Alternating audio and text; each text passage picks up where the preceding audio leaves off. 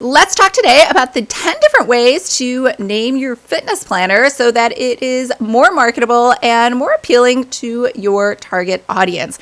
Now, I have a handy dandy checklist for you of all 10 methods down below, so check the link in the description. And there is a bonus 11th idea inside of there that we're not even talking about in today's video.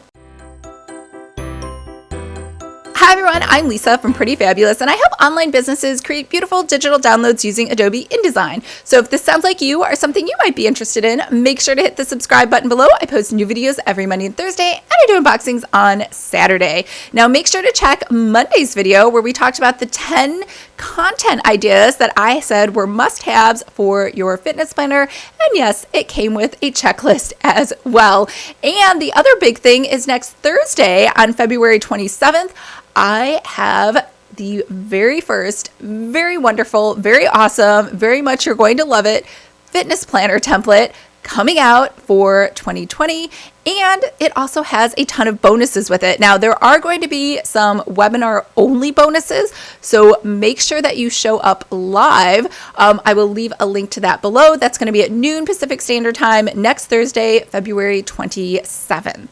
All right, so let's get into today's list. And remember to download the handy dandy checklist that has all of the fitness planner naming ideas, as well as a bonus 11th idea that's in the description below. So let's get started. So the first one is the transformation that you are promising someone that your planner can help them achieve. So think about what it could be, a specific body part.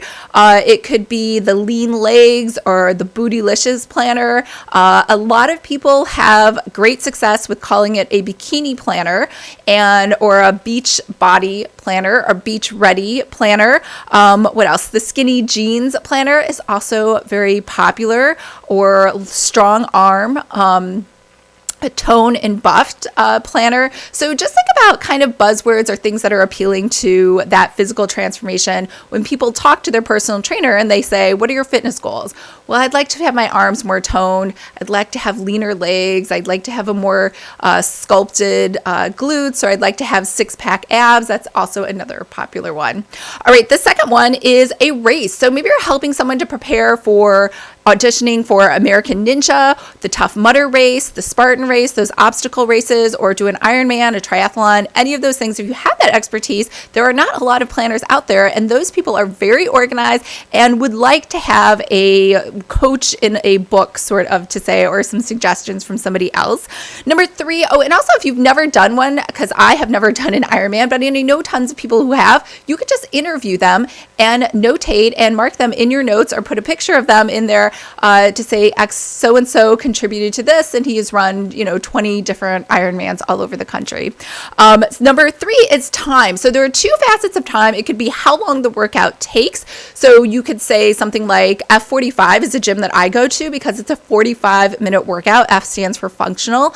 You could do the 30-minute workout, the 20-minute workout. I think I saw something completely ridiculous that was like, you can get fit in 3 minutes a day, which I totally don't believe, but that's just an example of how to use time for the name of your planner. You could also call it by how frequently people are training in terms of time. So maybe it's the daily workout, like there's that website, The Daily Burn, or it could be the Weekend Warrior fitness planner or something like that. So think about timing as well. And then the fourth thing is location. So a lot of people like working out in their home. They don't want to go to the gym, or maybe it could be a travel, like someone who is on the road all the time, the on the road workout for people who are always going to different places and never at home. And it could also be the outdoor one, because some people just live out in nature and love just being outside and just need some ideas on what to do to add some exercises into their routine. Number 5 is you could do it by equipment. So you could have the BOSU workout, and you could have the step workout. Reebok used to have a slider. I think they still do have one. You could have bands, the band workouts. Certain equipment is more appealing to others. And just because something's been trademarked, like a Peloton bike, doesn't mean you can't call it. You can call it the stationary cycle bike workout or something else a little more sexy. But you could say you can use your Peloton, you can use your stationary bike, you can use your outdoor bike, whatever it is, and then have a workout centered just around that one piece of equipment. And don't worry that it's not going to give them everything for a full workout. You are just trying to create a niche planner. It's just like the 6-pack ab workout. It's not worrying about the whole rest of the body. It's just trying to get one appealing feature that it is going to focus on for that person. Number 6 is types of exercises. So you could have the flexibility fitness planner, you could have the strength fitness planner, you could have the cardio fitness planner, right? So everybody has different fitness goals or things that they're looking to work on or things that they want help with. It's just like when people want to do spot reduction at the gym, right? They're like, everything is great except for my thighs. I'd really like a lean leg workout. So again, this is another great way to niche down to an area that people are really looking for help in. Number 7 is if you have a unique trademark name. So back in the 80s, I think it was the 80s, there used to be a workout called the Firm workout, and they would have all these different like Hollywood celebrities come in and lead a workout, but it was just a basic everyday fitness routine, but they trademarked the word the Firm.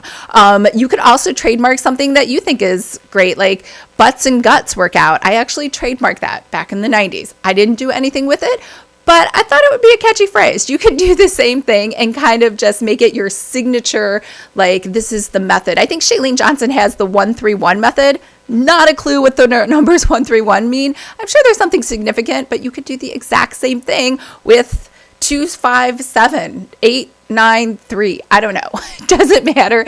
Just come up with something unique and make it your own method.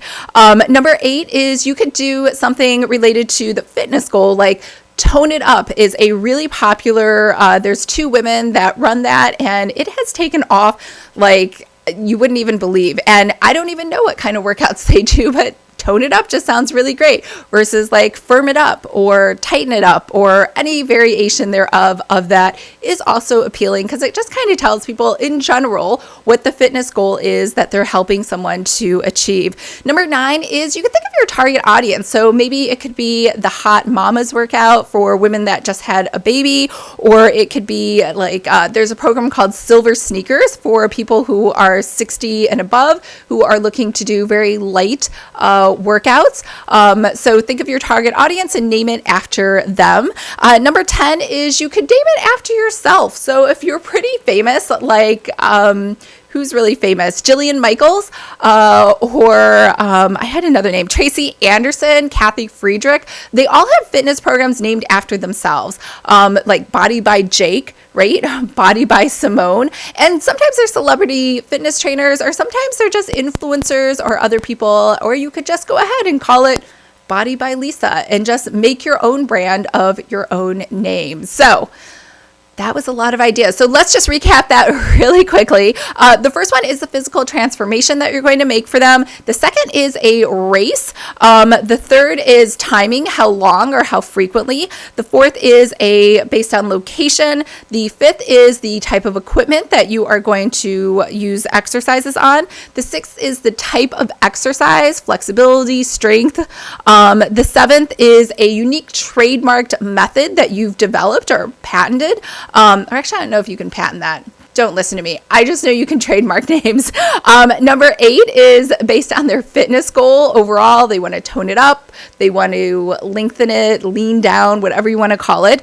Number 9 is your target audience. So who are they? Use a cute descriptor word for them. And number 10 is to name it after yourself. Body by Jake, Body by Lisa, or whatever your name is. So don't forget to download today's handy dandy checklist, which has all of those summarized for you, as well as a bonus 11th idea. And I will see you guys next Thursday on February 27th for the unveiling and walkthrough of this month's planner template, which is a fitness planner. All right, I hope everyone's having a fabulous day, and I will see you guys on Saturday for the next unboxing. Bye.